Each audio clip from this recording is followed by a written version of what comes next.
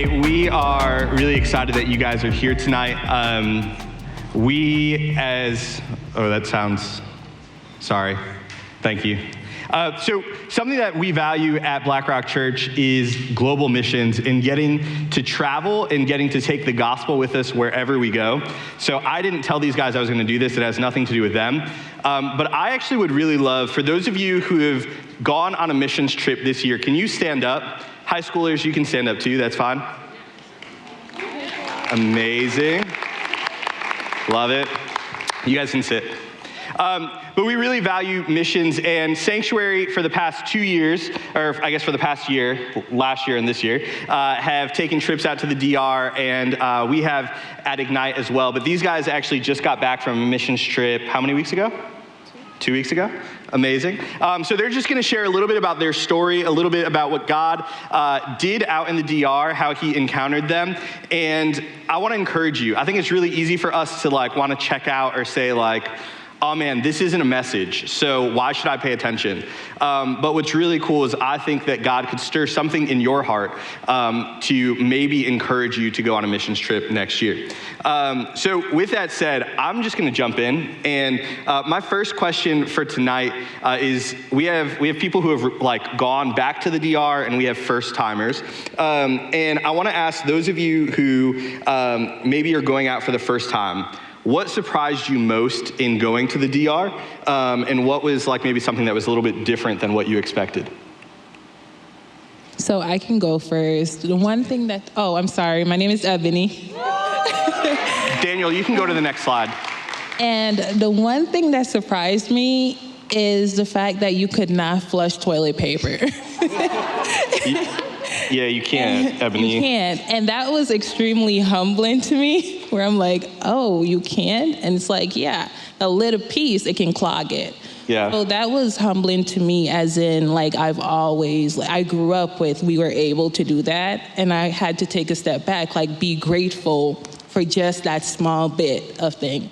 So I took that away. Yeah, it's something different when you wipe your butt. Got to touch the toilet paper and put it into a trash can. Yeah. And different. I was scared. I'm I don't know. I got questions. Anyways, anyone else? Yeah. My name's Jocelyn. Hi, everyone. So one thing that surprised me, this wasn't my first missions trip, but this was my first to the DR. And because I was one of you last year. And what surprised me, I think, was the community that surrounded us while we were there. There were other groups that were from other churches all over the country that were there at the same time we were. And I didn't expect to connect with them as much, or I actually didn't even expect them to be there. I was oh, we're going, but I didn't think about who else would be there. But I also didn't expect the relationships that would come out of it. During the week, we got really close to some people that we had just met a few days ago. And it was really amazing just to have that community and have that while we're out there serving, we can also come back to campus and be filled up to get ready to go out and serve again. So that was a surprise to me, but I really enjoyed it. That's good. That's good. My name is Tiara, and thank you. I think what surprised me most about it is that immigration was a huge issue over there as well. There was a lot of Haitians in our municipality that we were partnering with, the church that we were partnering with, and I was expecting to go there and speak Spanish. I mean, I know a little, but I was expecting to mostly hear Spanish, but there was a lot of Creole, and that was what surprised me. Yeah, that's good. For those of you who don't know, to give you some context, within the DR, there are a ton of Haitian immigrants who have gone to the DR to seek refuge from everything that's happening in Haiti. And the immigration problem is, it's very visible just from seeing their immigration police around, but also seeing the extreme poverty of the Haitians that are there. Something I learned when I was out there was that immigration, if they know that you're giving birth, like if a mom is giving birth to their child and you're Haitian, they will wait outside of the hospital so that when you leave, they can take you and your baby back to Haiti, which is really crazy to think about. We're going to talk a little bit more about that, though, later when we talk through SMT time. But for those, were you guys nervous kind of going out? Were you excited? Like, what did that feel like for those first timers that are here? I would say going out at first, I was a bit nervous, more reserved, because I didn't know what to expect. But I also had the feeling of don't expect too much because you don't know what's going on here. So I know we had a discussion and I stated that, like, I don't want to like set a high expectation for something where I don't know what's going to happen. But once we got into the communities, I'm like, oh my gosh, what do I say to everyone? And it was really good, and it just came as we went along. Sure, that's good. I think that I didn't have a good enough expectation. Like, I didn't know what to expect. I've heard stories of what it was like, but honestly, it surpassed my expectations. So I feel like I was pretty neutral going into the mission trip, and I was very excited to see like what was gonna happen, what our day-to-day was gonna look like, what kind of people we were gonna speak to, that kind of stuff. So yeah, it surpassed my expectations. Yeah, for me, we had a few meetings set up beforehand to kind of talk over what it was going to be like. And one of the things that we were told is, you know, be flexible because you don't know if you're going to show up, like if your plans might change or something, like you might end up doing something else than what you expect. So that's what I did my best to come into it. And I think like in serving in any capacity, the biggest thing you have to do is show up, and then the Lord will do the rest.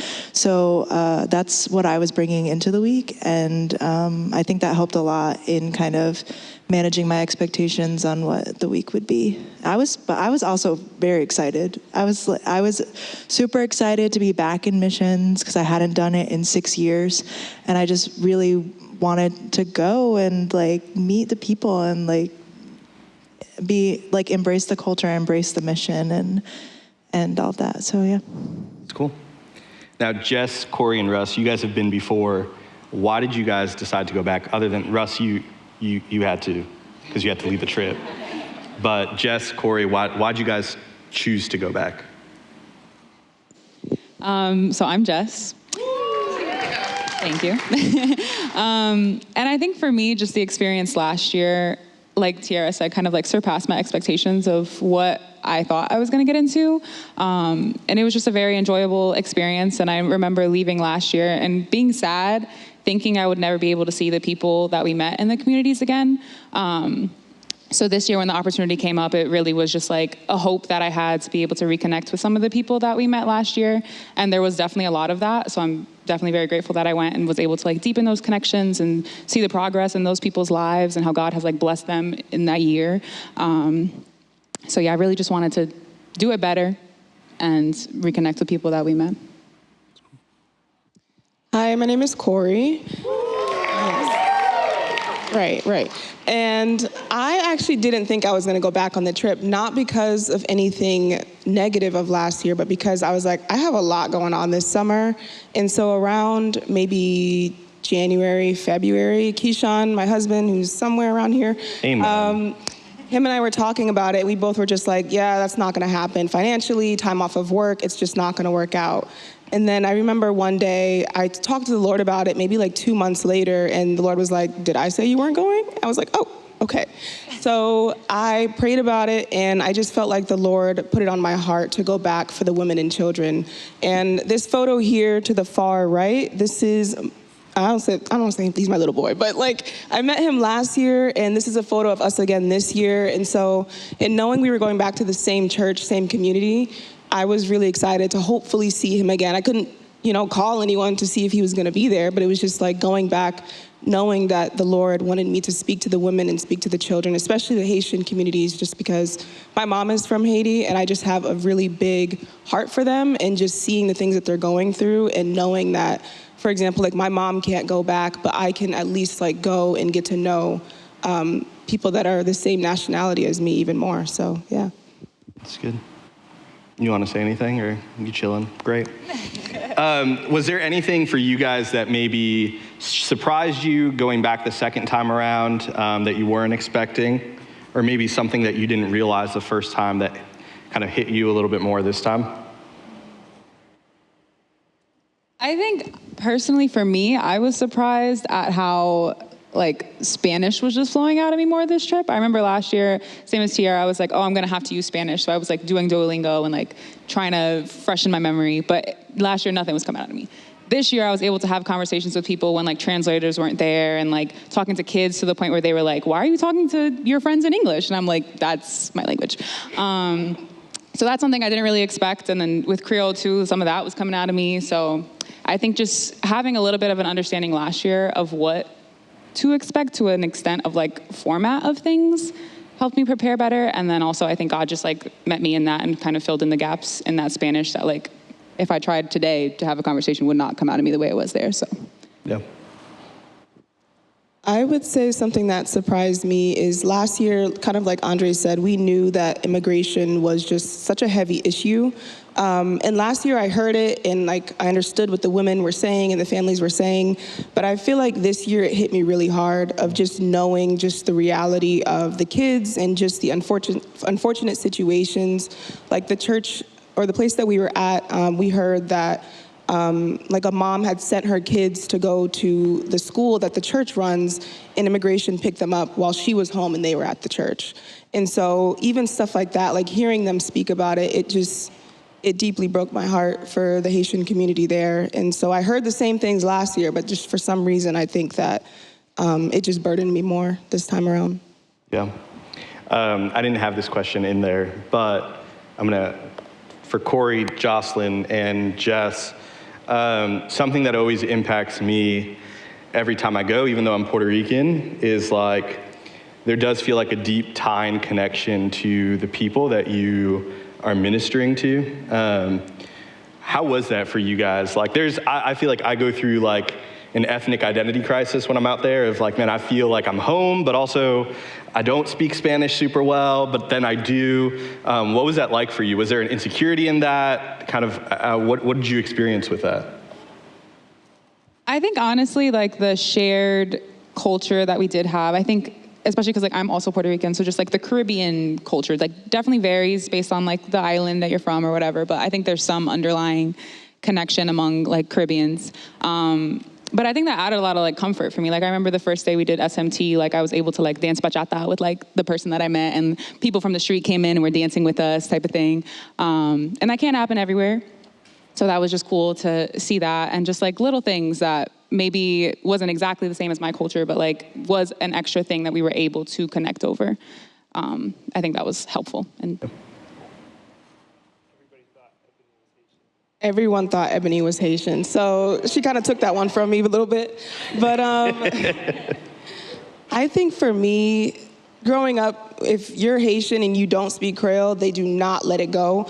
And so there is that kind of thing in the back of my mind where I only know some vocab and I can get my way around with some vocab and like throw some French in there and hope someone understands, and they do. So that's what I did. And I think that, kind of like Jess said, there's like a shared culture, and like honestly, it just made me feel even more pride, like healthy pride for where my mom comes from, and just like knowing that, you know, like that could have been her, like not to say that it is, but like she got the chance to come here, but like the fact that I can be around people that she's from is just, I think it's encouraging and makes me want to know, if anything, more about where she comes from. Yeah, that's good. That's good. You want to say anything? Jess? So just quickly, I think I'm pretty ethnically ambiguous, but I'm not from the Caribbean. But I will say... Sorry, Jocelyn. You're good. You're good. I will say, though, one thing that surprised me is coming in using my rusty Spanish skills from, like, school and things that I haven't, like, learned or talked to people in like over a decade, but the Lord just using that like little bit of knowledge that I knew, and like that allowed me to have like pretty productive, plus like Jess's help, Ian's help, and everyone else who like knows the language better than I do. But that allowed me to have pretty productive conversations in Spanish that I did not expect going into it. And so that was just like a big blessing to just be able to go into it and have the Lord move in that way through our language. Even if we're not native speakers. That's good. So a big concern people have when they're like gonna like register or go to a missions trip is often the funds, right? I think our trip when we went was like maybe $1,200. What was yours? More? That's because we went in March. But just maybe one person, like if one person share who is maybe nervous about fundraising that money, and then like just how God came through in that. Oh, Ebony. So I was pretty excited about going. In the end, I think it was probably like 2 weeks before the closing, Russ and I had a meeting about like some paperwork and stuff that I was missing. And midway conversation, I'm like, Russ, I don't think this is happening. I was short about like $900 and something. So it's so funny that Allison ended up walking over, and she's like, oh, how short are you? And I'm like, Allison, like, don't pay no attention. I'm not going. And she's like, no, how short? And then my other friend, Irene, was like, this is how much she needs. And Allison was like, done. And I'm like, wait, hold on. I'm like, that's a lot of money. So Allison, realistically, she funded like all my trip because she did donate earlier. So that was really good, and I'm happy that she was able to do that. And I did say thank you, and she's like, all I want you to do is go out and do what the Lord says. Yep. So that was, she made that happen for me for sure. Yeah, that's cool. So part of your trip, we're going to use buzzwords that mean absolutely nothing to you, but to those of us who have been in the DR, you know them well. But part of your trip is you do strategic ministry time. What the heck is that? And maybe what are some stories that you guys have of that time? Also, Daniel, you can go to the next slide. The next one, right? No, never mind, go back. Thank you. SMT, what is it? What'd y'all do?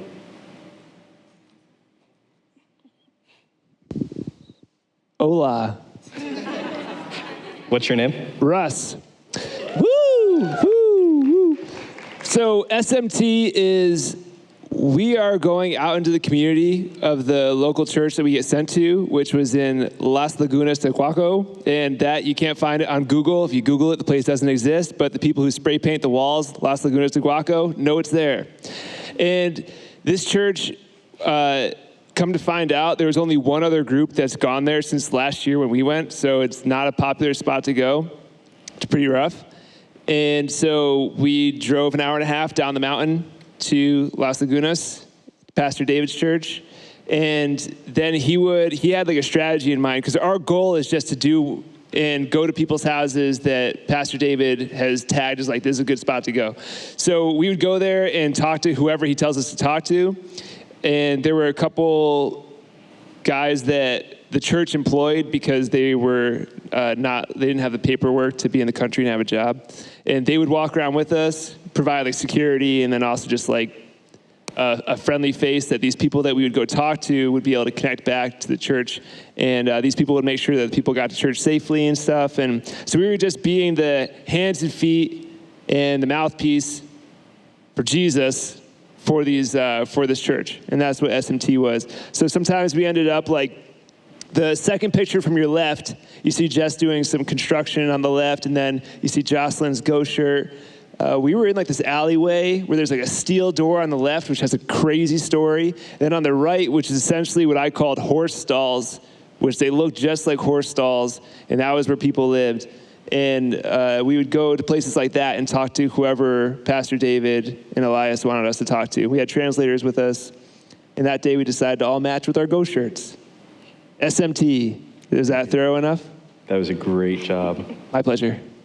Cool. Do you guys want to share maybe 2, 3 of you just share maybe a story that sticks out to you from that time? Okay, so my picture is the second picture, and you'll see it's me, Jocelyn, and the guy that was standing there, that is our translator. And we were praying over a young lady. Her story was very touching. Russ did speak about the door, and basically this is an area where immigration goes a lot. And what stopped immigration from getting to her was that door. Legally, if there's like just a curtain or something blocking the doorway, they can always move it and get in, but if there's a door, they can't. So with her, I had a conversation with her. It was a very impactful conversation because she did explain that she had her mom and her mom was sick. She ended up going into like voodoo work, hoping that it will cure her mom. And eventually she stopped because she didn't want to pass it down to her child because that's usually how it goes. And then the translator, he ended up speaking also about his testimony. So it was really good. I gave mine, and then we just asked to pray for her, and she did say yes. So that was that for us, which was really amazing. Yeah, one of the things that was like really amazing for the Lord to do during our SMT time was almost every single day I was asked to sing, like every day. And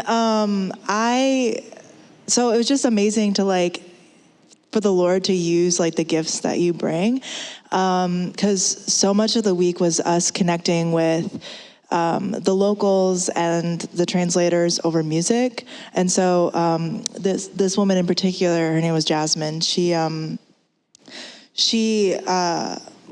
was a believer, and one of the songs that she sings to like strengthen her was a song called "Friend in Jesus," which that's the translation. But she sang a little bit for us, and there's just so much power and emotion in hearing them worship through their struggles, and hearing them worship and glorify in so many of them, like that they said like, oh, that's how I'm close to Jesus, or this is what I like, how I get by, is if I'm struggling, like I sing this song that's near to my heart.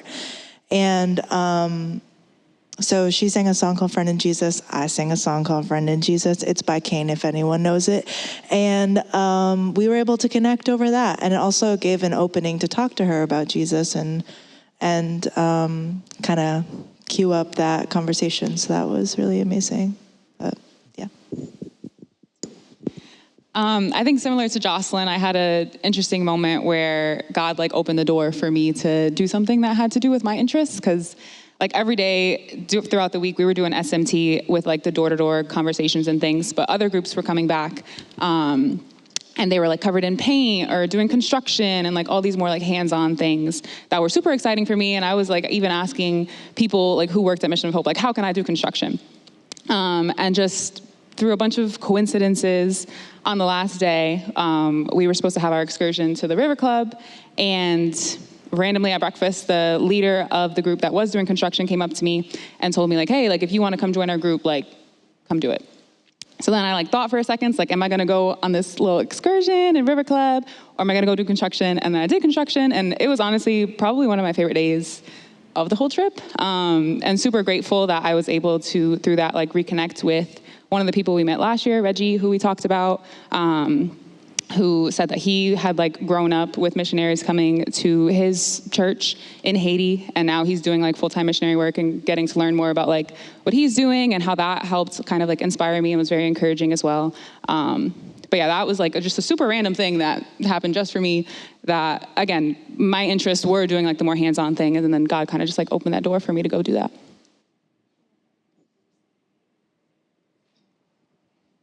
I think about the third SMT day, we went to community and we met this lady. We got the chance to talk to her, and she had a daughter and a husband who was working at the moment. And her name was Mary. Her name was longer, but we call her Mary.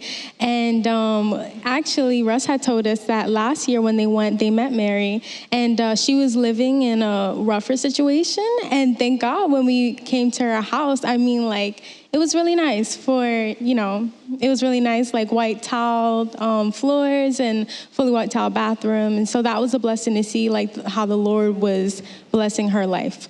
But it was great to talk to her because we had our interpreter. Her name was Destiny, and she was interpreting. And we were asking the lady Mary about what her favorite song was. And I just love talking to her because she spoke with so much like conviction and joy. Like you can really see she was a follower of Christ and she loved the Lord. And she was just excited to know him and to be able to share him. And she was actually the worship leader. And she sang a song. And the song that she chose out of the many she said that she had was so impactful. It actually happened to be Destiny's like favorite song, the interpreter's favorite song, and she broke down in tears. And so it was just a moment of realizing that we came here to like talk to them about their faith and to really encourage them and to bless them, but she blessed us and Destiny in particular. And so just seeing God move in that way was awesome. So yeah. That's cool. So was like SMT time, was that the only thing that you guys did, or were there other, like, was there something else that you guys did as well? Mm-hmm. Go crazy, Corey. You got the mic. Yes, so... You can go to the next slide too, Daniel. The other part of the day, because SMT is the beginning part, so you're doing like the community work of going out and talking to people, and not just about Jesus, because yes, that's important, but also just learning about their lives. They're very open about their lives, honestly, which is not something that you're not going to go walk around people's doors in Fairfield and just say, hey, like, can we get to know you? And, you know, obviously, like, we don't really do that here, but they're very open with it. And then the second half of our day is running a kids club, which includes doing a craft, playing with the kids until you're all sweaty, and then doing a skit, which this year was Daniel in the Lion's Den, and then also doing songs with them, and then sending them off with some food. So that's Kids Club. That's cool. You guys have any stories from that? Any impactful stories, how God moved through that?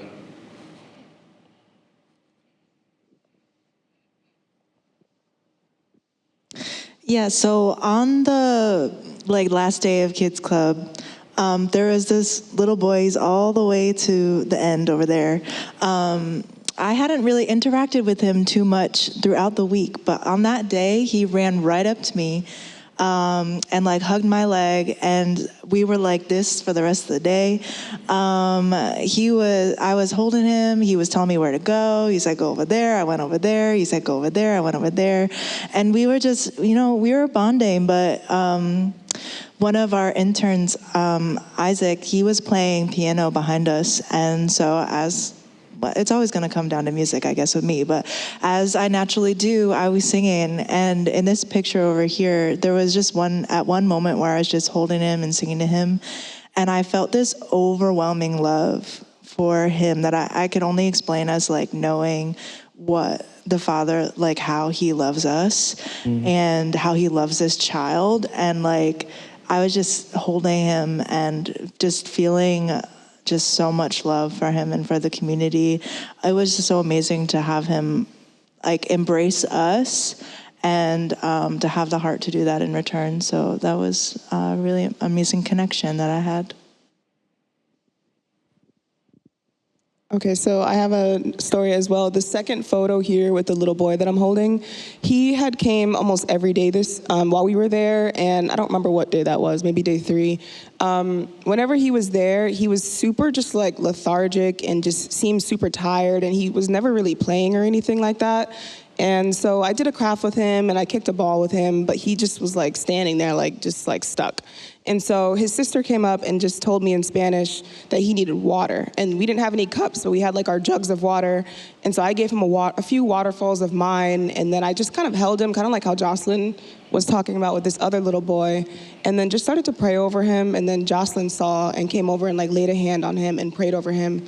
And something I just prayed was just, God, I ask that you just give him the just like childlike joy that these other kids have, that they're able to run around and able to have a good time and just kind of like let loose. And literally within like less than 10 minutes, he was running around, he was smiling. I was jump roping with him while holding him outside. That's a skill.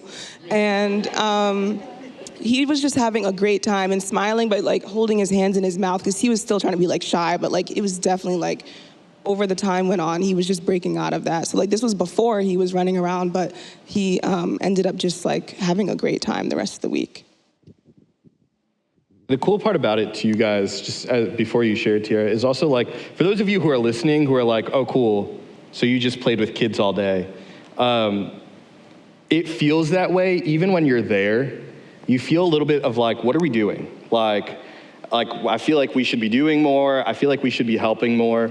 And something that's impacted me has been the fact that like, talking to the interpreters who are there, who are either Haitian or Dominican, their experience is always like, hey, you might not realize it, but this might be like the only like joy-filled time they have in their day. They don't get summer adventure like we get here for their kids. They don't get all of these opportunities where they get to just go out and have fun. Some of these kids are living really, really hard lives. And the fact that like we get to go out and provide a space for them to enjoy, like just hanging out with people, hearing Bible stories, those are impactful in and of themselves.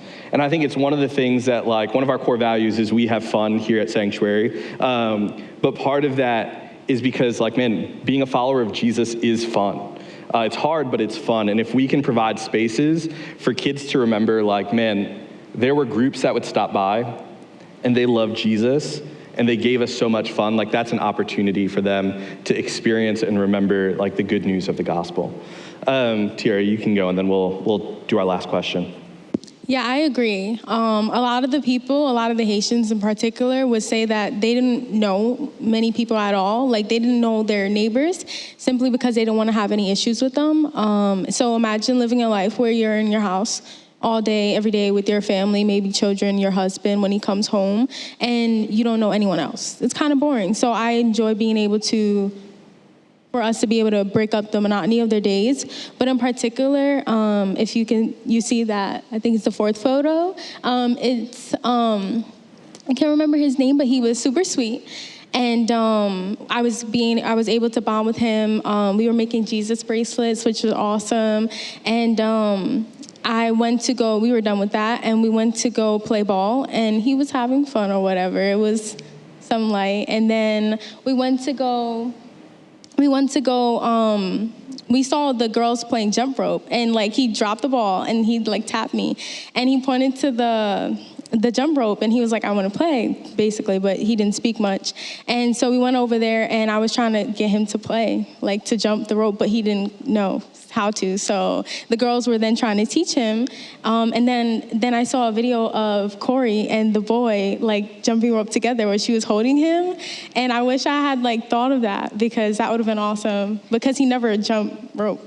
But yeah, awesome moment just to be able to connect with them. That's good. So one of the things Jocelyn mentioned that is always probably just as much as a community that's as impactful for me is getting to spend time with the interpreters, getting to spend time with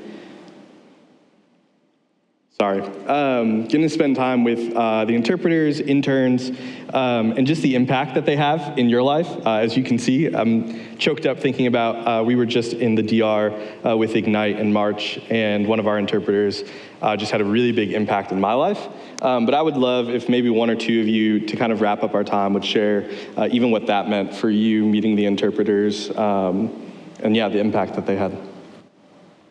So I would say we had 3 interpreters, and I was able to have conversations with all 3. I was able to make that bond and create that bond. And it was really touching to me. As Russ said, during the time, people would say, oh, you're Haitian. And I'm like, I love it. I'm Jamaican, but I welcome it. And they were able to tell me like, hey, it's not like disrespect. And I'm like, no, I love it. I'm Haitian now. But like one thing I noticed is like with the interpreters, they were going through the same exact situations as the residents there, right? And I asked one of them, I'm like, how do you do this? Like, are you not scared? And one thing he said to me is, I'm with Americans, they won't touch me. And for me, it was like humbling, because I'm like, obviously I'm not from the US, and I'm like, I could only imagine being here feeling that way. And like, as I said, going back to one of them speaking about like he lost everything and he was thinking about doing voodoo, and the Lord, like eventually he did go to the Lord. And then even hearing about the female destiny and how she cried and she stated that like it's hard for her. And that was amazing that I was able to create that bond with them, because a lot of times with people there, I'm like, oh my gosh, I'm missing out. But a lot of times I would sit in silence as like in awe with the interpreters, because I'm like, you guys are doing such an amazing job. And that was one thing I told them at the end, like, thank you so much, because we're able to go out to do this because of them. Yep. Without them, we wouldn't be able to do it. So that was really good and amazing for me. Yeah. The guy in the pink shirt with tiara right there, and the kid who's very happy to be a lion. His name is Danny, the adult with the pink shirt, and he was our interpreter last year, and he's Haitian, and I was excited to see him this year, but also like this year I was encountered by a lot of despair that I wasn't ready for. I didn't think it was going to happen, but Danny was the source of me crying a lot last year, because Danny and his youngest son, who is now 6, are stuck in the DR, and his wife and his oldest son live right outside of Boston. So Danny's been trying to get to the US for over a year, and he hasn't seen his wife since then. So when I saw Danny, I was like, oh, I hope his wife is here and his family. And he's just like, yeah, I still haven't seen them. So Danny's my age. I have 2 boys as well and a girl, but he's got 2 boys. And so I said to him before we left, just because like him and I spent a lot of time talking together, because we were surrounded by a lot of ladies, and we needed our guy time. Me, Danny, and Ian, and Rudy, the other interpreter. And so it was this, we spent a lot of time talking, and I told Danny at the end, I was like, Danny, I hope I don't see you again, because I want you to be back in the U.S. or in the U.S. with your family. So it's cool to be able to get to know the interpreters, but also like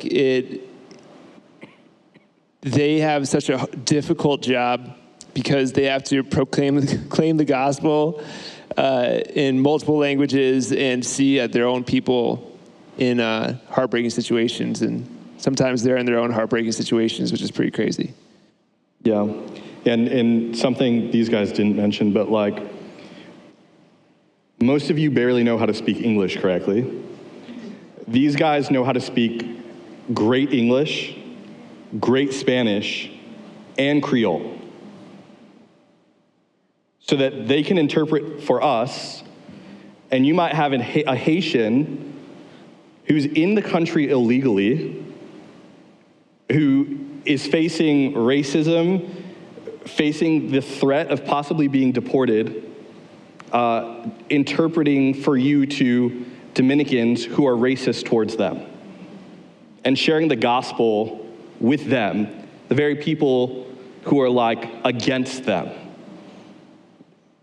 If that's not the gospel, I don't know what is.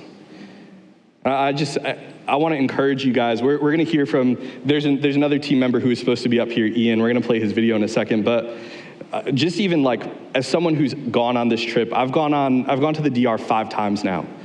And each time it is impactful. It will change your life. It'll give you a heart for the people like you never knew you could have. And God just does amazing things while you're out there. So Russ will talk a little bit more at the end, but yeah, I just want to encourage you guys, man, if God's moving in your heart, the next time we announce for a DR trip, man, don't hold back. Rush into it if you can.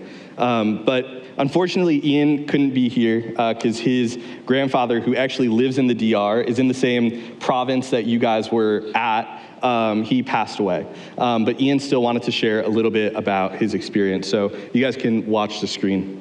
Hi friends at Black Rock, this is Ian. Unfortunately, I wasn't able to make the panel. By the time you're watching this, I'm actually going to be back in the Dominican Republic. But I wanted to create this video just to share my experience in the missions trip that me and my team took 2 weeks ago in the Dominican Republic. First, I want to thank those who were a prayer partner or financially contributed to myself or another member of the team. you really made a difference. And even though you weren't there with us physically, we really felt your presence there, and you're a big help to everyone. We felt your prayers, and you really made a difference. So just thank you for those who contributed in that way. And what can I say about this trip except for praise God and just thank God for such a fulfilling adventure, because that's what it was. This wasn't my first mission trip. It was actually my third, but this is my first one on this particular trip. And in my experience with mission trips, you go on a mission trip, you set out to do X, Y, and Z, then you do X, Y, and Z, you feel good about yourself, you come back and you just live your life.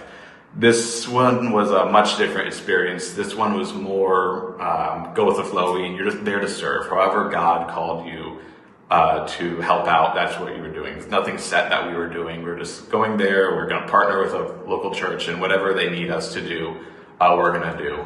And it's something that I feel like what I took from it is like back here at home, we're always so like rigid with the schedule when it comes to our faith. We go to church on Sunday, we are a good person, we profess our faith at work with our friends, and we're just comfortable in that. But that's not always what God wants us to do. He wants us to be more exploratory with our faith, and he wants us to be aware of where he's calling us to do and what he wants to participate in.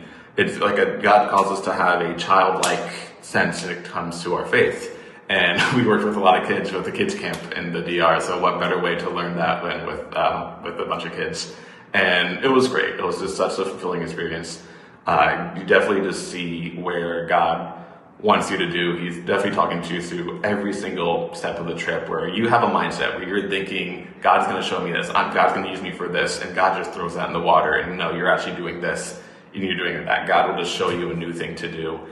And just with the outreach that we did, just meeting with other believers and everything, something that we did a lot was we met with a lot of members of the church that we partnered with, the Haitian church that we partnered with. And we just talked to them and just saw how they're doing and just asking them questions about their faith and just having that encouragement. And that's something that we don't really do here. You don't, at least for me, don't really just check in on my fellow believing friends, just asking them about their faith, just seeing what ways we encourage them. That's definitely something that we could take to here. And that's just two of the many, many, many lessons and things God showed me.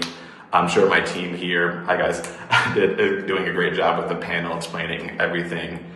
And the last thing I'm going to say is just that with the members of my team, the people I went with, at best, besides Russ, at best we were acquaintances, I'd say. Didn't really know them too much. But I'd say by day 2, we just had such a bond where it's like I knew these people my whole life. And it's just like you really get those connections. God really opened those doors for you just to see what you're missing that's right in front of you. And just want to be very thankful for that. Thank you for my team. Love and miss you guys all. And the last thing before I go, I just want to talk to the men in the crowd. This is the second year where according to Russ, was just Russ and one other guy. And I don't know why. It's a really manly trip. We do manly things or manly reason stuff. So next year, I expect a lot more guys to sign up to join me because people need to help Ebony and Corey with their suitcases. So great seeing you all and everything. God bless.